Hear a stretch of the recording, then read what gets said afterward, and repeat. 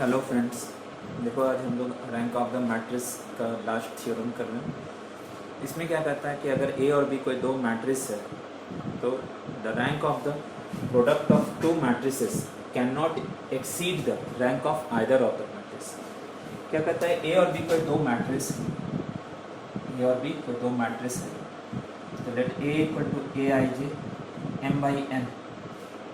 And B equal to B J K n by p be any two matrices of order m by n and n by p respectively. So, here the product AB exists, ये exist कर रहा है and is of m by p matrix. Let rank of matrix A equal to R1, rank of matrix B equal to R2 and rank of matrix AB equal to R. Then we shall show that we have to show that R is lesser equal to R1 and R is lesser equal to rank of the product of two matrices cannot exceed the rank of the matrix either of the matrix. ठीक है, यहाँ से अब हम लोग क्या करते हैं, यहाँ से तो देखो क्या है हमारा, since the rank of matrix A is R1, तो therefore पढ़ चुके हैं हम लोग, तो therefore there exists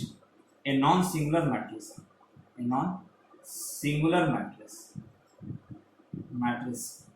capital P such that क्या होता है, PA GO हो जाती है, where G is n हमारा कैसी हो जाती है, हमारा R1 by m by n matrix था हमारा, तो R1 by m matrix and O is m minus R1 by n matrix, m minus m by n matrix है, तो R1 by n हो जाएगा, R1 by n मैट्रिक्स होगा, और ये m minus m by n matrix है, तो m रोज होती है, तो R1 matrix consisting of zeros only, ये हमारा क्या करता है, सिर्फ जीरोज होता है, तो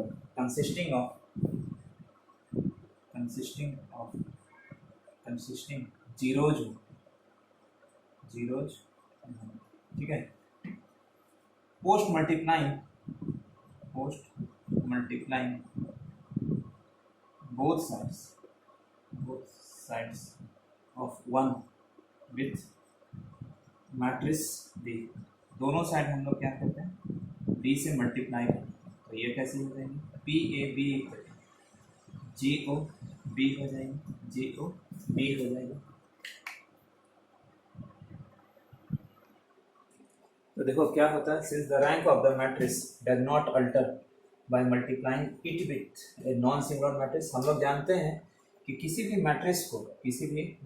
को अगर उसके नॉन सिंगुलर मैट्रिक्स से मल्टीप्लाई करोगे ना, तो उसका रैंक सेम होता है, तो देयरफॉर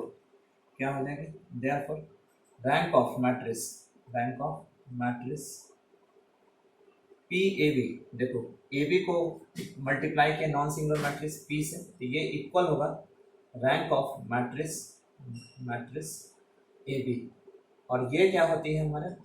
ये हमारा रैंक ऑफ मैट्रिक्स R हो गया हमारा, तो ये हो जाएगी हमारा rank of matrix PAB equal to R हो गया, तो दिस इम्प्लाइज क्या हो जाएगी हमारा, दिस इम्प्लाइज रैंक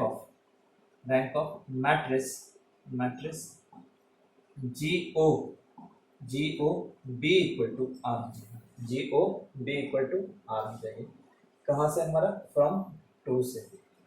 बट हमारा क्या है, हमारा इसमें जो मैट्रिक्स होगी हमारा GOB में हमारा R1 ये जो मैट्रिक्स G होगा उसमें R1 नॉन जीरो रोज है। सिंस द मैट्रिक्स देखो since the matrix G has R1 non zero rose, since the matrix G has R1 non zero rose, R1 non zero रोज, तो therefore क्या हो जाएगा हमारा, देयरफॉर द मैट्रिक्स, ये जो matrix हो जाएंगे GOB also has R1 non zero रोज, इसमें कोई चेंजिंग नहीं आएगी, इसमें भी वही रह जाएगा हमारा, ठीक है। तो यहाँ होगा which is obtained on multiplying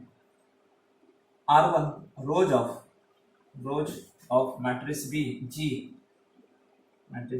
with matrix B, ठीक है। तो यहां से क्या हो जाती है हमारा, तो since the matrix G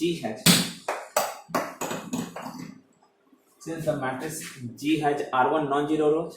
G में मैक्सिमम जो होगा ना R1 नॉन जीरो रोज होगा, तो therefore the matrix GOB also has R1 non zero रोज, ठीक है, जो कि ऑप्टेंड होगा R1 non zero rose of matrix G with B। तो मैक्सिमम, तो here the maximum non zero rose of matrix GOB is R1, तो therefore rank of matrix GOB जो होगा वो या तो R1 होगा या तो R1 से छोटा ही होगा, और इसकी रैंक क्या है हमारा, इक्वेशन नंबर 3 में देख लो, तो R is less than R1, from 3 से हो जाएगा, फ्रॉम 3 में है कि 3 में क्या है कि रैंक ऑफ GOB R है, तो और रैंक ऑफ AB जो है, rank of AB is lesser equal to R1 हो गया, equal to rank of A हो जाएगा, और rank of AB is lesser equal to rank of prefactor A, जो AB में ना A प्रीफैक्टर होता है, B पोस्ट फैक्टर होता है, तो ये रैंक ऑफ प्रीफैक्टर A हो जाएगा, ठीक है। नेक्स्ट ये तो हम लोग जानते हैं क्या कि ट्रांसपोज का रैंक सेम होता है, तो नेक्स्ट क्या हो जाता है हमारा, R equal to rank of AB, ये क्या है, रैंक ऑफ AB डैश हो जाएगी, ट्रांसपोज लेते हैं तो सेम रह जाता है, ट्रांसपोज भी लेते हैं ना तो कोई चेंज नहीं होती, तो रैंक ऑफ A ये हो जाएगा हमारा AB equal to rank of B dash A dash हो जाती है, तो सिंस एक रिवर्सल लॉ होती है तो ये उल्टा हो जाती है हमारा, is lesser equal to rank of prefactor B dash हो जाएगा equal to rank of B हो जाएगा, और इक्वल टू R2, तो देयरफॉर R इज, तो हमारा क्या हो जाएगा, therefore R is lesser equal to R2, तो दोनों ही केस में देखो, rank of the product of matrix is lesser equal to rank of either of the matrix होती है। तो देखो employment of only column transformation, क्या कहता है कि अगर A कोई हमारा m/n मैट्रिक्स रैंक R है, इफ अगर A कोई मैट्रिक्स है, जैसे A कोई मैट्रिक्स है तो let A equal to Aij m/n matrix of rank R, ठीक है।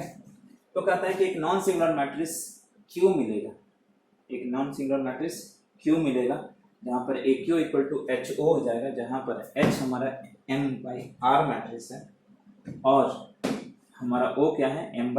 मैट्रिक्स है। तो लेट ये, तो देन देखो अगर मैट्रिक्स A रैंक R है तो then there exist non-singular matrices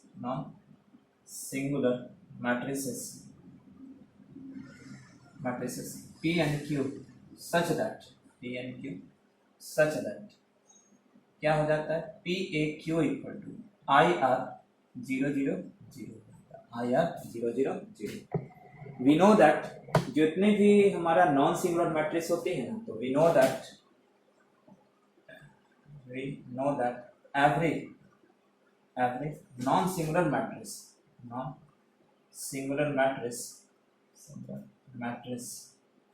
we expressed as product of elementary matrices.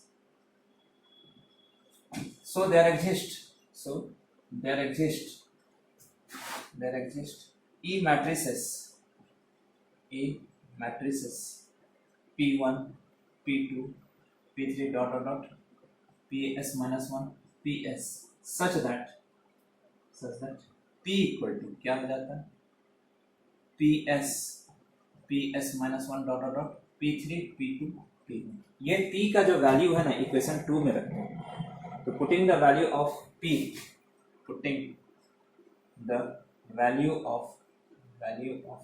P in 1 we get, तो यहाँ से क्या हो जाएगा, PS minus 1 dot P3 P2 P minus 1 into AQ equal to, यहाँ से क्या हो जाएगा, IR 0 0 0। इसमें ना प्री मल्टीप्लाई कर दो, इसमें हमारा क्या करो, प्री मल्टीप्लाई कर दो इसके इनवर्स से, क्योंकि एलिमेंट्री मैट्रिक्स है तो नॉन सिंगुलर होती है, तो हमारा ये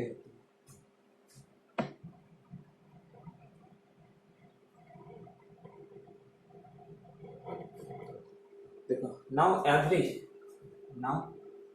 every elementary row transformation is equivalent to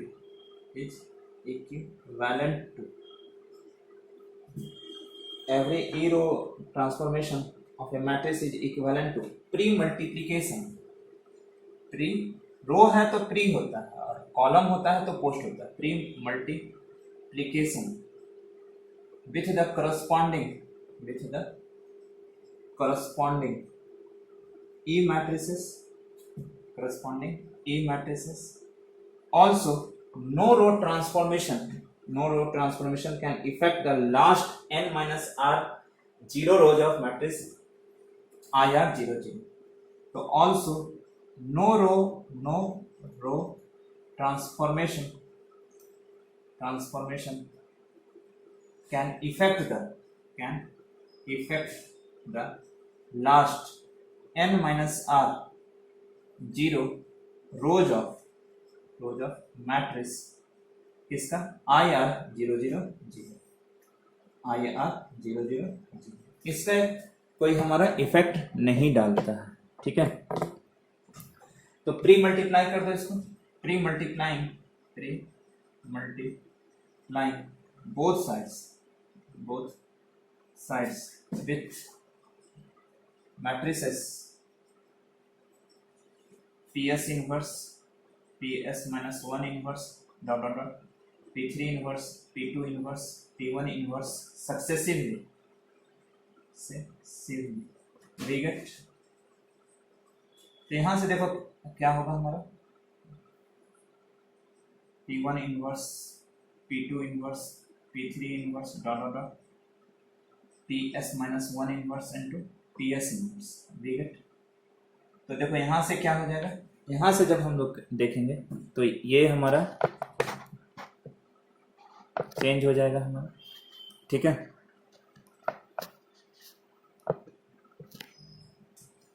तो ये कैसे हो जाएगी, P1 inverse, P2 inverse, P3 inverse dot PS minus 1 inverse,